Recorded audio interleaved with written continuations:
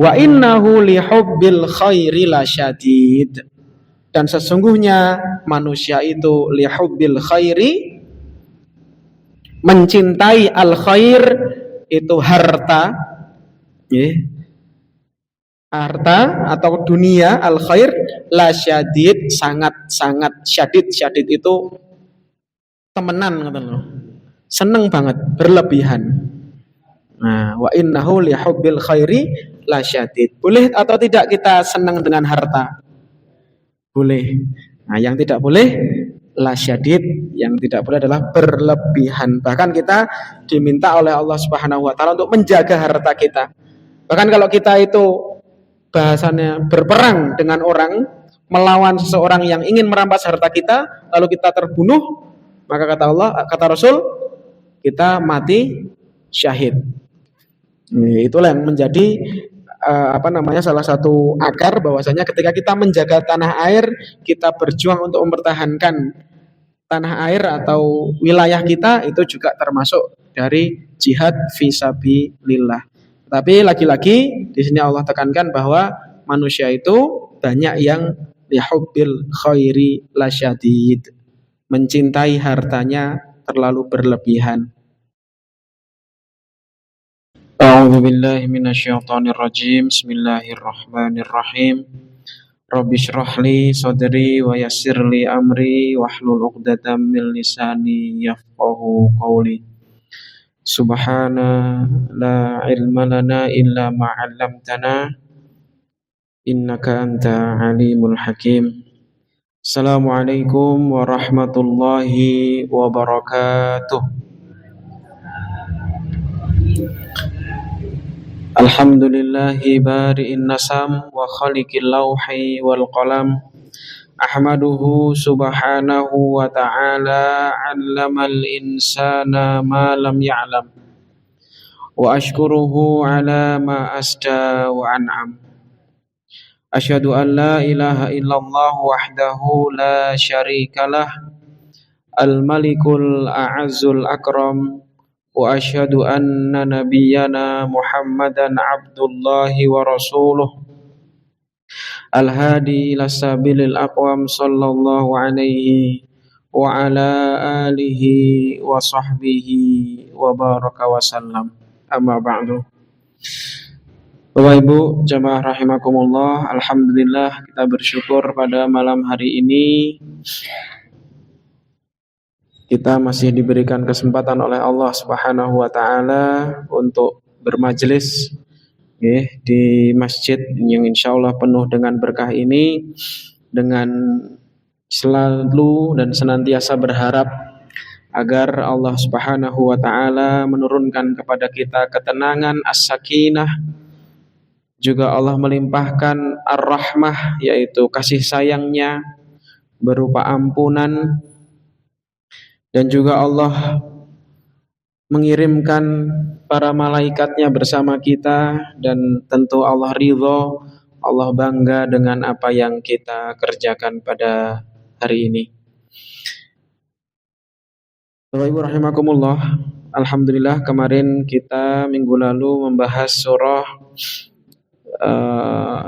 Al-Zalzalah ya, Az-Zalzalah.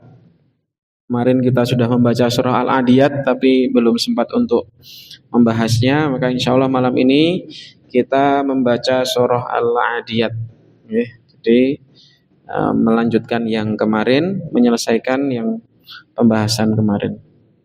Baik, kita awali dari membaca Al-Fatihah bersama-sama sambil kita tahsin, kita tajadud, saling memperbaiki bacaan, karena tentu Al-Fatihah itu menjadi salah satu kunci yang mana senantiasa kita baca di sholat-sholat kita. Maka mari kita senantiasa perbaiki baik secara makharijul huruf maupun secara tajwidnya, khususnya di surah Al-Fatihah. Karena surah ini menjadi kunci dari diterima atau tidaknya sholat kita. La sholata illa bifatihatil kitab. Baik, mari kita awali dengan membaca Al-Fatihah bersama-sama. A'udzu billahi minasyaitonir rajim. Bismillahirrahmanirrahim. Alhamdulillahi rabbil alamin. Ar-Rahmanir Rahim. Maliki yaumiddin. Iyyaka na'budu wa iyyaka nasta'in. Ihdinas siratal mustaqim. Siratal ladzina an'amta 'alaihim ghairil maghdubi 'alaihim waladdallin.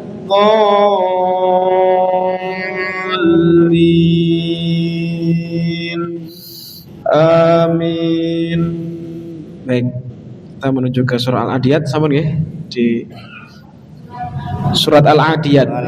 Al-Adiyat setelah surat Az-Zalzalah, wal adiyati dhabha di juz 30. Al-Adiyat. Surat nomor suratnya. Sebentar.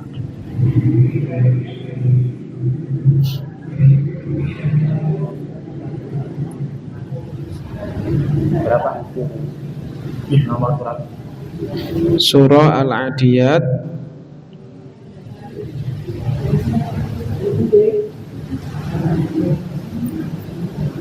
surat ke-100. Surat ke-100 juz 30, sebelum surat-surat pendek itu.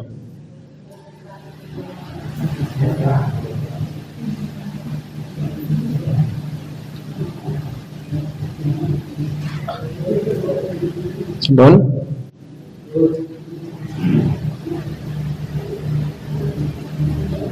surat ke-100 juz 30, sebelum surah Al-Qari'ah.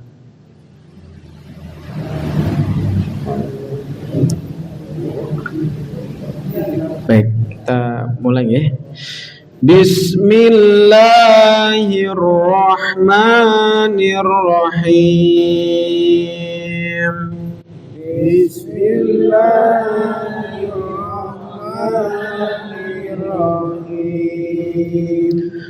Wal 'adiyati dhabha.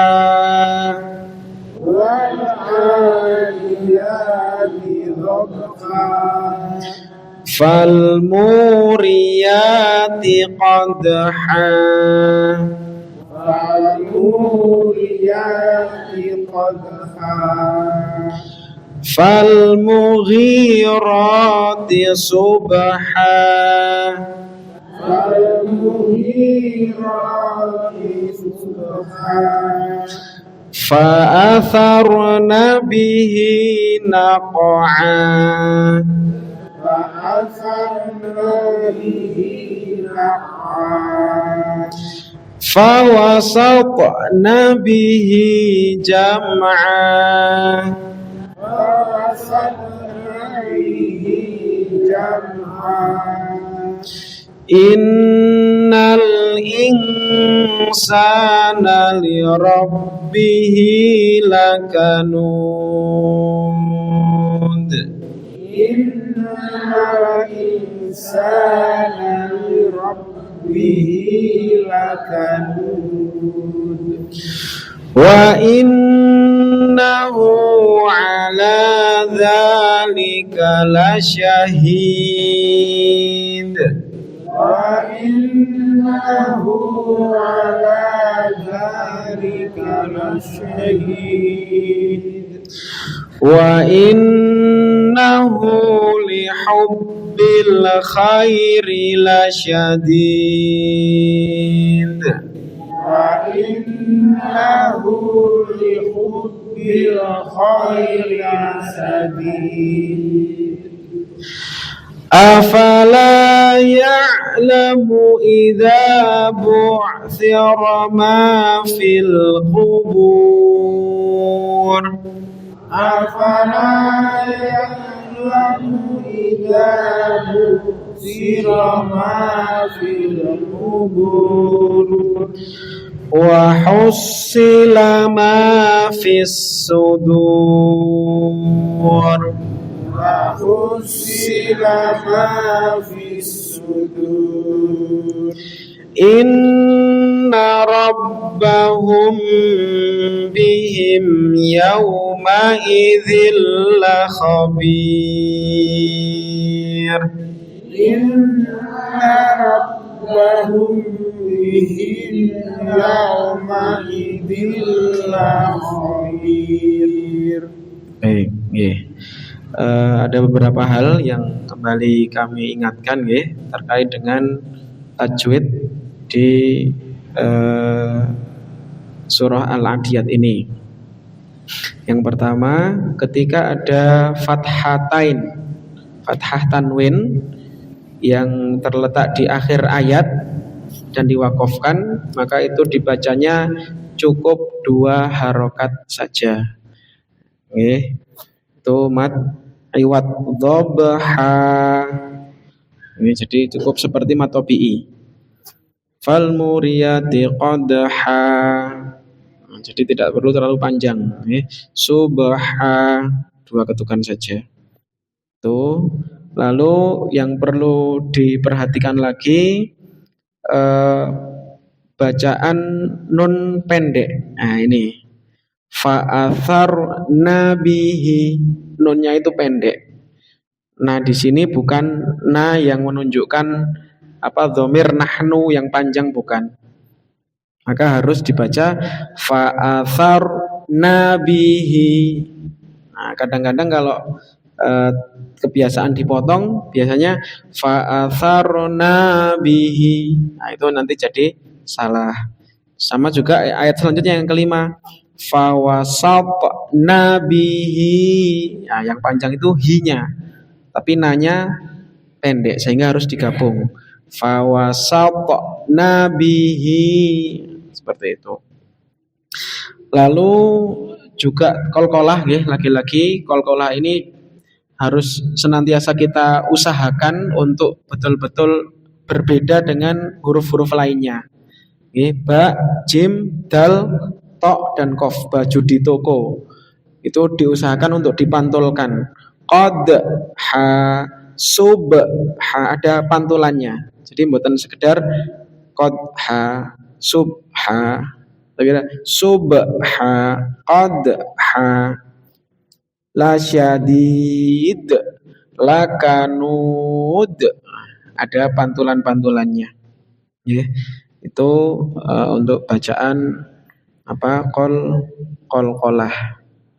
Lalu juga di sini kami tekankan terkait dengan hukum bacaan mim sukun. Jadi kalau mim sukun itu lebih sederhana untuk mengingatnya dibandingkan dengan nun sukun atau tanwin. Kalau mim sukun itu hukumnya hanya ada 3. Kalau hukum bacaan mim sukun, mim mati itu hanya 3. Yang pertama, mim sukun bertemu dengan ba. Itu ikhfa syafawi. Seperti di ayat terakhir surah ini, Rabbahum bihim, mim sukun bertemu dengan ba. Nah itu namanya ikhfa syafawi. Ikhfa itu artinya disembunyikan, artinya dimasukkan ke huruf selanjutnya. Mimnya bertemu dengan ba, langsung ke ba-nya. Syafawi itu di mulut, jadi seakan-akan didengungkan tapi di mulut. Rabbahum bi, disembunyikan mimnya. Yang kedua, mim sukun bertemu dengan mim, sama-sama mim, itu namanya idgham mimi. Idgham mimi. Nah, selain mim dan ba, Semua huruf hijaiyah selain mim dan ba itu disebut dengan idhar syafawi. Idhar itu artinya jelas, syafawi itu di mulut. Nah, kalau mim dan ba ini membacanya dengung, artinya dua harokat ditahan dulu, robbahum bi, ada tahanannya. Selain dua huruf ini, maka jangan ditahan. Oke. Tidak dua ketukan, tapi cukup satu ketukan saja. Contoh, bihim, robbahum bihim yau. Mboten robbahum bihim yau. Nah, himnya yang kedua ini cukup ditahan satu ketukan. Ini di surah Al-Fatihah juga ada an-am-ta. Nah, mimnya ini bertemu dengan ta, maka membacanya idhar jelas. Jangan ditahan an-am-ta. Nah, ini nanti jadi berbeda. Alai ghairil maghdubi alaihim wa. Mim sukun bertemu dengan wa itu juga idhar syafawi. Itu cukup ditahan satu ketukan saja selain mim dan ba. Baik, mari kita ulangi dengan lebih memperhatikan tajwidnya. Wal 'adiyati dhabha والعاديات ضبحا فالموريات قدحا فالموريات قدحا فالمغيرات صبحا فالمغيرات صبحا فأثرن به نقعا فأثرن به نقعا فوسطن به جمعا فوسطن به جمعا إن الإنسان لربه لكنود إن الإنسان لربه لكنود وإنه على ذلك لشهيد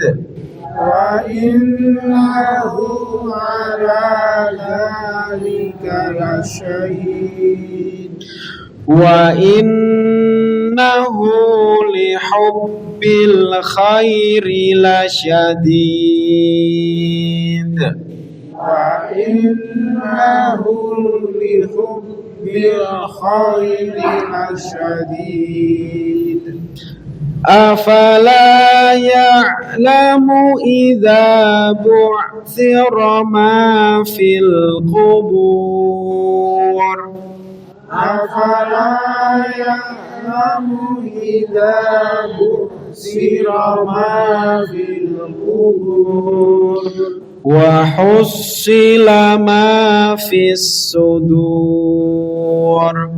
وحصل ما في الصدور إن ربهم بهم يومئذ لخبير إن ربهم بهم يومئذ لخبير صدق الله العظيم صدق الله العظيم. Baik, alhamdulillah, semoga dengan bacaan kita itu menjadi wasilah keberkahan dari kehidupan kita. Amin ya rabbal alamin. Baik, wa rahimakumullah, kita menuju ke pembahasan dari terjemah dan mungkin sedikit dari pemaknaan tafsir ayatnya dari tafsir Ibnu Katsir. Yang pertama surah Al-Adiyat. Nah, Al-Adiyat itu artinya adalah kuda perang. Jadi ini salah satu ayat yang menunjukkan tentang kuda. Kenapa? Karena di awal Allah bersumpah dengan itu. Jadi ayat pertama wal adiyati dhabha. Wa di sini artinya bukan atof, wawul atof. Atof itu yang berarti dan, bukan. Tapi wawul qasam. Kemarin kita sudah banyak membahas bahwa kalau di depan kali kata bahasa Arab wa, selanjutnya kok langsung kasroh i, berarti itu wa-nya artinya adalah sumpah, demi. Beda kalau adhabu ilal masjidi wasuqi. Nah, ini wa-nya berarti dan. Ya, ana wa anta, abi wa ummi dan lain sebagainya itu dan. Tapi kalau wal adiyati, ini wa-nya adalah wawul qasam atau wawu sumpah. Nah, di sini Allah bersumpah dengan al-adiyat. Al-adiyat itu kuda perang, ya, dhabha, yang berlari kencang sampai terengah-engah. Jadi kuda yang berperang, ya, dan ketika perang itu saking berjuangnya dia sampai kecapean, terengah-engah. Lalu pertanyaannya, kenapa Allah itu bersumpah dengan makhluknya? Nah, ada beberapa jawaban. Yang pertama, kita itu tidak boleh bertanya tentang apa yang Allah lakukan. Ini yang ilmu tauhid yang paling aman, paling tinggi. Ketika Allah melakukan sesuatu, amannya kita tidak perlu menanyakan. Ya, kita tidak perlu menanyakan kenapa Allah melakukan atau bersumpah dengan makhluk-makhluknya. Ya, tapi yang perlu dipertanyakan oleh manusia adalah apa yang kelak akan Allah tanyakan atas apa yang kita kerjakan. Nah, itu jawaban pertama. Para ulama biasanya menjawab seperti itu. Kalau Allah sudah melakukan sesuatu, Allah sudah memfirmankan sesuatu, tidak perlu banyak bertanya. Maka ada beberapa ulama yang mengkritisi. Ya, mengkritisi dalam arti debatable, itu adalah ilmu filsafat.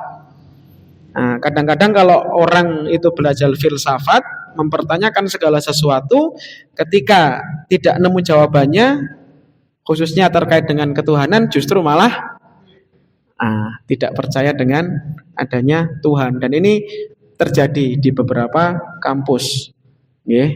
Tapi sekarang ada filsuf-filsuf Islam yang mana menyandarkan pemikiran-pemikirannya itu untuk melogikakan ayat-ayat Allah, walaupun tetap ada keterbatasan-keterbatasannya. Itu yang pertama. Yang kedua, hikmah dari Allah itu bersumpah dengan makhluknya itu pasti itu adalah sesuatu yang istimewa.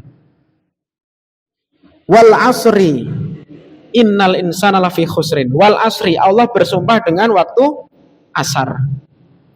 Ya, kalau dicari literatur hadis-hadis tentang kemuliaan atau betapa afdol, banyak keutamaan waktu asar itu ternyata sangat banyak sekali. Wal asri, wadduha, wal lail, itu ternyata Allah ingin menunjukkan bahwasanya coba ya kita merenung dengan hal-hal yang Allah sumpah dengannya. Kemarin kita bahas wattini wazaitun, buah tin dan buah zaitun, itu juga banyak keterangan. Nah, sekarang wal adiyat, ya, ini menunjukkan bahwa kuda ini bukan barang yang remeh. Nah, bahkan dalam hadis-hadisnya Rasulullah SAW menyebutkan bahwa keberkahan itu ada pada ubun-ubunnya kuda. Mengapa seperti itu sampai Rasulullah menyebutkan kuda itu membawa berkah? Karena terbukti Islam bisa berkembang, Islam bisa bahasanya menyebar kemana-mana, salah satu alat utamanya adalah kuda. Di penakluk-penakluk zaman dulu, awal-awal Islam berdakwah dan jaya itu adalah kuda. Nah, maka di sini Allah secara langsung bersumpah dengan wal adiyati dhabaha, fal muriyati qadha, dan kuda yang mencetuskan api dengan pukulan kakinya. Jadi yang ketika perang itu menghentak-hentakkan sampai ada api, mencetuskan api dari kuku teracaknya ketika menginjak batu-batuan itu. Fal mughirati subha, dan kuda yang menyerang dengan tiba-tiba di waktu pagi. Jadi waktu pagi itu adalah waktu yang sangat strategis untuk menyerang musuh. Apalagi musuh yang tidak terbiasa bangun pagi. Nah, kalau Muslim kan kita dibiasakan bangun pagi, lalu qiyamul lail dan seterusnya. Jadi pagi itu sudah fresh. Sedangkan kaum-kaum yang tidak beriman itu justru paginya masih loading dan lain sebagainya. Maka ini menjadi hikmah juga. Fal mughirati subha, fa'atharna bihi naqa'a, maka ia menerbangkan debu. Maksudnya debu di tempat kuda-kuda mereka yang sedang beraksi di kancah peperangan. Dia menceritakan tentang alur bagaimana kuda di dalam perperangan. Fawasatna bihi jama'ah, dan kuda itu menyerbu ke tengah-tengah kumpulan musuh. Nah, ini dahsyatnya kuda hingga Allah bersumpah dengan itu. Maka ada hadis Nabi SAW yang menyebutkan bahwa ajarilah anak-anak untuk salah satu olahraganya adalah berkuda.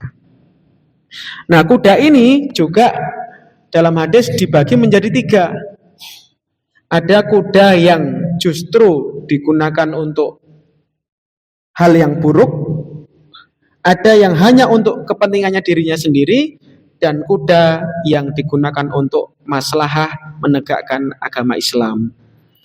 Nah, kuda ini para ulama memaknai adalah suatu kenikmatan. Jadi kuda tidak hanya sekedar bentuknya hewan saja, tetapi kenikmatan. Ya, kenikmatan itu bisa kalau sekarang kita terjemahkan mungkin mobil, bisa sepeda motor, bahkan HP dan lain sebagainya. Itu terbagi menjadi 3.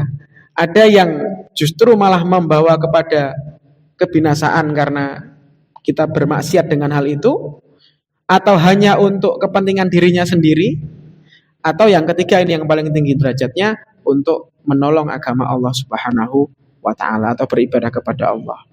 Maka mari kita renungi ayat ini sehingga kita mampu menggunakan kuda-kuda dalam tanda petik kenikmatan yang Allah berikan kepada kita untuk beribadah kepada Allah, bahkan untuk menolong agama Allah Subhanahu wa ta'ala.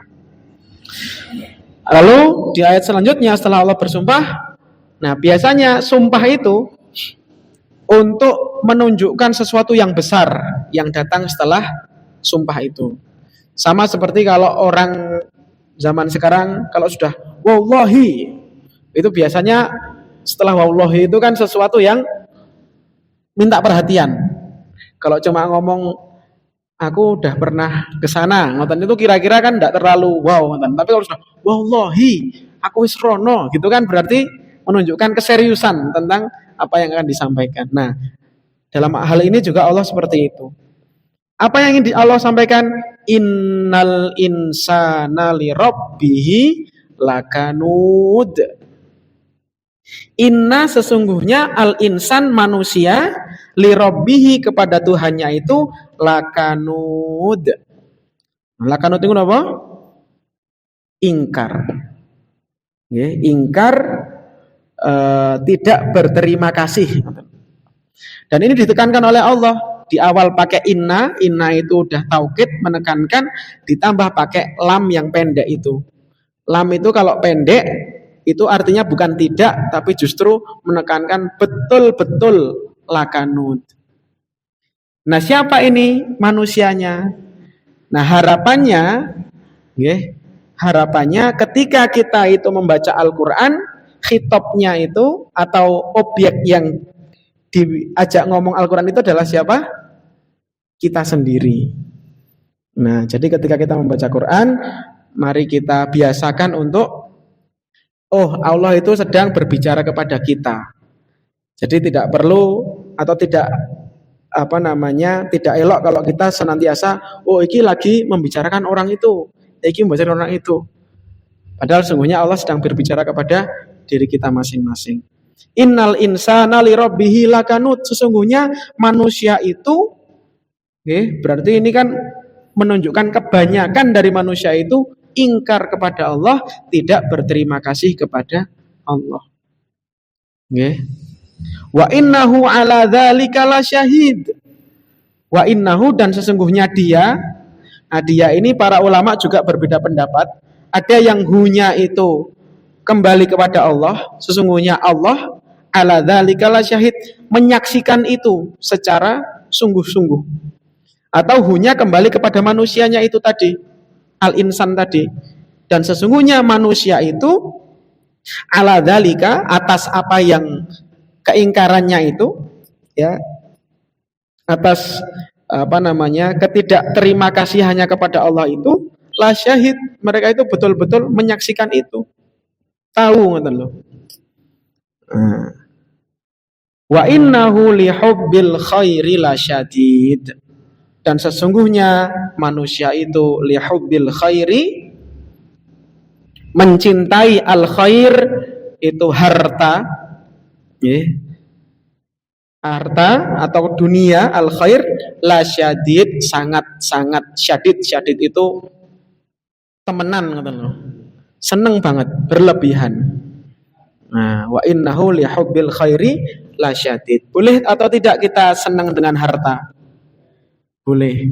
Nah, yang tidak boleh lasyadid, yang tidak boleh adalah berlebihan. Bahkan kita diminta oleh Allah Subhanahu wa taala untuk menjaga harta kita. Bahkan kalau kita itu bahasanya berperang dengan orang, melawan seseorang yang ingin merampas harta kita, lalu kita terbunuh, maka kata Allah, kata Rasul, kita mati syahid. Itulah yang menjadi salah satu akar bahwasanya ketika kita menjaga tanah air, kita berjuang untuk mempertahankan tanah air atau wilayah kita, itu juga termasuk dari jihad fisabilillah. Tapi lagi-lagi di sini Allah tekankan bahwa manusia itu banyak yang lihubbil khairi lasyadid, mencintai hartanya terlalu berlebihan. Afala ya'lamu idza bu'thira ma fil qubur. Lalu apa korelasinya? Allah bertanya, afala ya'lam, maka apakah dia tidak mengetahui idza bu'thira ma fil qubur, apabila dia dibangkitkan atau dibangkit bu'thira ma fil qubur, apabila yang ada di dalam kubur itu dibangkitkan. Nah, di sini pemaknaannya adalah kita diminta untuk berhati-hati dengan sifat-sifat tadi, karena buah dari lihubbil khairi lasyadid itu yang paling tinggi buahnya itu adalah kebakhilan atau pelit.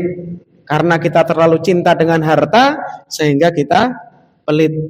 Pelit untuk berzakat, pelit untuk bersedekah, pelit untuk mengeluarkannya di jalan Allah, itu karena lihubbil khairi lasyadid.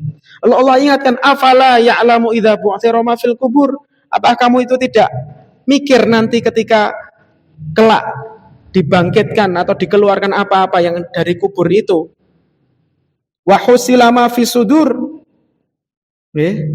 dan dilahirkan apa yang ada di dalam dada, artinya yang di dalam dada itu dikeluarkan semua. Artinya di sini kita diminta untuk merenung. Nanti ketika kita pulang menghadap Allah Subhanahu wa taala, di dalam atau dimakamkan itu, kata Rasul, yang mengantar 3. Yang pertama adalah keluarga, yang kedua adalah harta, mal, yang ketiga adalah amal. Yarji athnain, keduanya balik, wa yabqa wahid, yang menetap adalah satu. Keluarga kembali meninggalkan, harta juga meninggalkan, yang menetap adalah amalan saja. Maka kita diingatkan jangan lihubbil khairi lasyadid dengan pertanyaan. Jadi Allah tidak langsung jangan hubbud dunya seperti itu, tapi dengan kalimat afala ya'lamu idza bu'thira ma fil qubur. Kamu membayangkan nanti ketika bangkit dari kubur itu kamu tidak membawa apa-apa kecuali amalanmu saja. Wa husila ma fi sudur, dibuka apa yang ada di dalam dada, dalam hati. Di jantung ini yang hati kita merasakan apa saja itu dibuka. Inna rabbahum bihim yauma idzil khabir. Sesungguhnya Tuhan mereka, Tuhannya manusia tadi pada hari itu maha mengetahui akan keadaan mereka. Seperti itu. Jadi kelak ada suatu hadis yang menyatakan bahwa ketika dibangkitkan nanti di yaumil mahsyar itu ada orang-orang yang langsung dilemparkan oleh Allah Subhanahu wa taala ke neraka, yaitu orang-orang yang kafir. Yang sudah secara lahiriah dia kafir, dia tidak menyembah Allah. Ada orang yang musyrik, ya, ada yang menyembah selain Allah juga. Itu langsung dilemparkan ke jahanam. Tapi ada orang-orang yang lahiriahnya mukmin, dia mengaku beriman, dibangkitkan semuanya. Dihadapkan oleh Allah kepada Allah Subhanahu wa taala, lalu diminta untuk bersujud.